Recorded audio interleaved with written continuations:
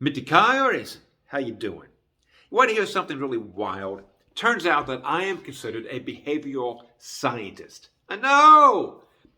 Behavioral scientists are people who study behavior, and it just goes to prove that people have been using words to punch themselves up, to exaggerate, to make themselves seem more credible, more amazing since the creation of words.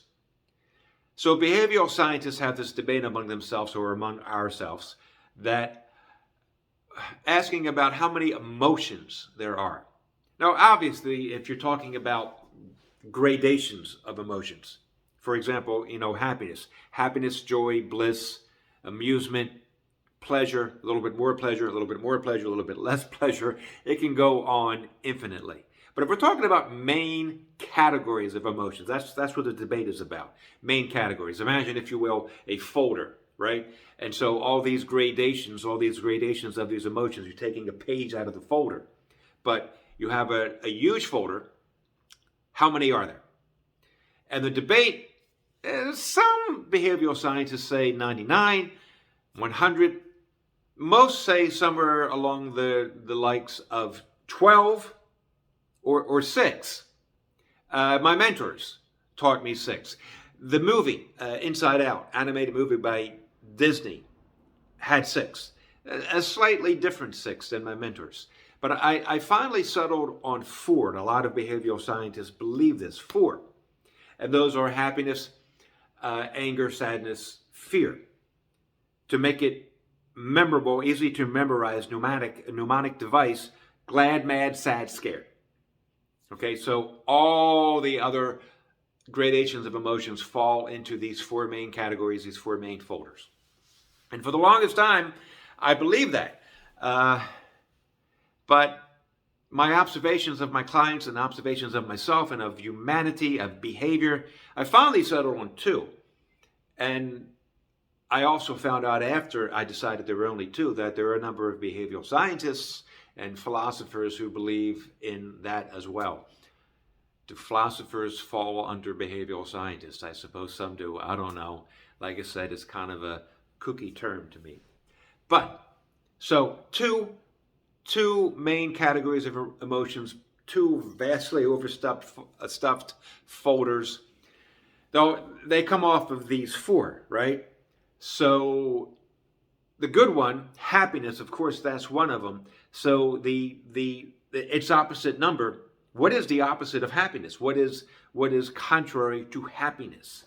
And I ask people to pick of the other 3: mad, sad, scared, anger, sorrow, fear. Which is the opposite of happiness? Most people will say anger or sorrow. Very few have said fear. Fear is the opposite. Because fear leads to the anger or the sorrow, or often both at the same time. Leads to the dark side, it does. Yoda's right.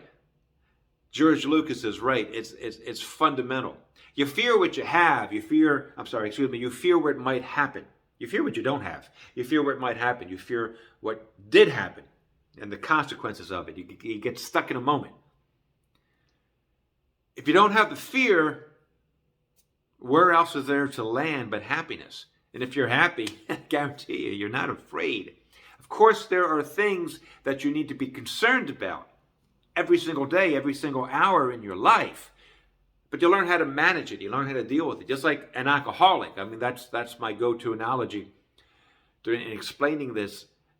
Alcoholism never ends. You could be sober for 60, 70, 80 years. But if you're still honest with yourself, you ought to introduce yourself as, "Hi, I'm Mark. I'm an alcoholic," even though I haven't had a drink in 80 years. Because the alcoholism is always there. It's always the boogeyman or the Babadook that is lurking, just waiting to grab hold of you again. It's a legitimate fear. So you have to take steps to manage that fear, to control that fear. And so the analogy of an alcoholic makes perfect sense. Because it illustrates that the fear is always present. The danger is always present. As long as there is danger, then there is fear. But you can feel confident that you know how to control that fear, how to manage that fear. The reason I mention Babadook is because Babadook is a psychological horror movie that came out, I don't know, 5 years ago. And I actually recommend it to all my clients and to people I know, friends, strangers. Watch the Babadook because it is absolutely spot on as to the nature of danger and the nature of fear and how it's always with you. But you learn how to manage it. And when you learn how to manage it, you learn how to control it. In this case, the Babadook is confined to a corner in the basement of this family's house. Then you can go proceed with living your life, and you can live good lives, great lives. You can lead purposeful lives. But the fear that we all face for a jillion, trillion different reasons, that fear is ever present. And if you allow it to take over, if you allow it to call the shots and overwhelm you, your happiness will remain a fantasy. So, there's a lot of fear going on in this society today. You may have noticed. Don't let the fear get to you. Don't let it overwhelm you. Don't let it call the shots. Respond with love. Respond with compassion. Start off by responding and engaging in love and compassion toward yourself.